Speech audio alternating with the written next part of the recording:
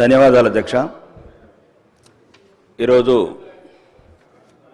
నీటిపారుదల శాఖ మంత్రి గారు ఉన్నారు అధ్యక్ష. ఇక్కడ ఆర్మూరు నియోజకవర్గంలో అధ్యక్ష 2 సంవత్సరాల క్రితము ఏదైతే లైనింగ్ శాంక్షన్ అయినా 22 కోట్లు, లంబాడి తండలల్లా నిజాం సాగర్ కాలువ కొద్దిగా ఎత్తిపోతల 7 కోట్ల బిల్లు ఉంది అధ్యక్ష.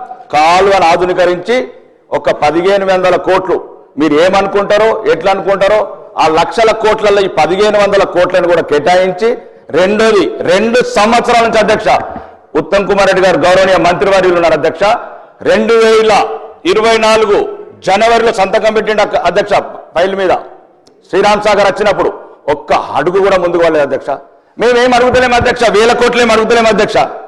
మా దగ్గర కూడా ఈ గల్పు గోసలు ఈ వ్యవసాయం మీద ఆధారపడ్డ వాళ్ళు ఉన్నారు. కాబట్టి కొద్దిగా మీరు పెద్ద మనసును దయదలిచి లక్షల కోట్ల ప్రాజెక్టుల మీద చర్చలు చేద్దాం, అన్ని జిల్లాలకు ఇద్దాం, ప్రాణహిత చేవలు కంప్లీట్ చేద్దాం, కాళేశ్వరం మిగిలిపోతే మేడిగడ్డ మళ్ళా కడదాం. కానీ నిజామాబాద్ జిల్లా ఈ ఉమ్మడి ఆంధ్రప్రదేశ్లో తెలంగాణలో ఎక్కువ నష్టపోయిన జిల్లా కూడా ఉందంటే ఒక నిజామాబాద్ జిల్లా మాత్రమే.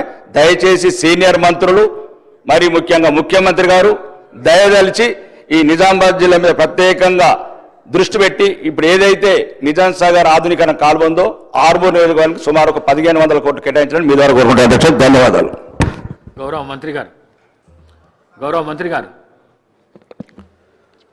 స్పీకర్ సార్, గౌరవ ఆదిలాబాద్ శాసనసభ్యులు పాయల్ శంకర్ గారు, గౌరవ శాసనసభ్యులు హరీష్ గారు, ముదోల్ శాసనసభ్యులు గౌరవనీయులు పాటిల్ గారు, ఆర్మూర్ ఎమ్మెల్యే రాకేష్ గారు, మీరు చెప్పిన విషయాలన్నీ జాగ్రత్తగా నోట్ చేసుకోవడం జరిగింది. ఈ శాసనసభ అయిపోయిన వారం రోజుల లోపల ముఖ్యమంత్రి గారు నేను ఉమ్మడి ఆదిలాబాద్ జిల్లాకు వస్తున్నాము. సదర్మట్ బ్యారేజు ఇనాగ్రేషన్కి వస్తున్నాము.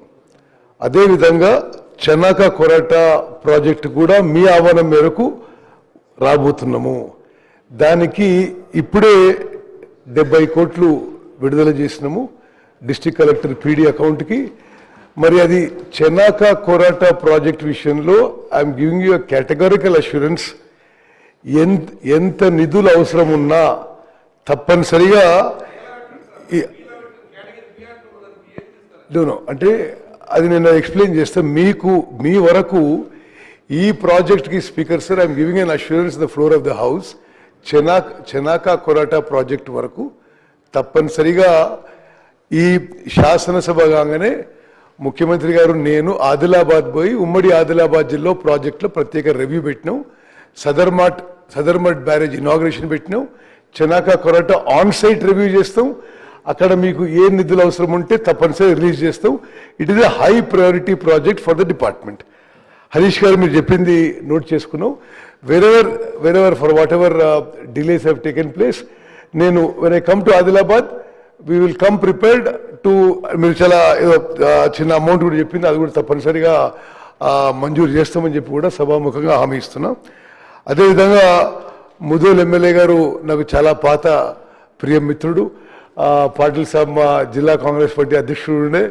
మరి వారు అడిగిన విషయము ఈ 50,000 ఎకరాల ప్రాజెక్టు తప్పనిసరిగా మన సెషన్ తర్వాత ఒకసారి కూర్చుందాం. అంటే అది కాళేశ్వరం ప్రాజెక్టులో మీరు ప్యాకేజ్ 28 అని అనుకుంటా, ప్యాకేజ్ 28 50,000 ఎకర్స్ తప్పనిసరిగా మరి దాని ప్రోగ్రెస్ ఏందో ఏం పరిస్థితి ఉందో తప్పనిసరిగా ఈ ప్రభుత్వం committed to complete the project.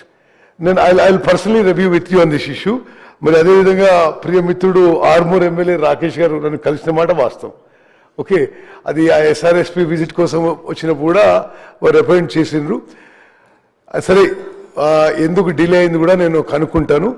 Definitely శాసనసభ సెషన్ అయిపోగానే మరోసారి అధికారులతో కూర్చొని, రాకేష్ గారు అధికారులతో కూర్చొని మీరు 1500 కోట్లనోసారి 2000 కోట్లనోసారి సరే లైనింగ్ విషయం అని అన్నట్టుగా నాకు what I observed. So will definitely see irrigation డిపార్ట్మెంట్లో మేము చెప్పేది దానికి అదనంగా కొన్ని ప్రొసీజర్స్ ప్రాసెస్ ఉన్నాయి. Viability, BC ratio, water availability తప్పనిసరిగా మీతోనే కూర్చొని అధికారులతో కూర్చొని ఏ మాత్రం అవకాశం ఉన్నా విల్ టేకప్ దిస్ వర్క్ అని చెప్పి అష్యూరెన్స్ ఇస్తున్నా అధ్యక్ష. Thank you.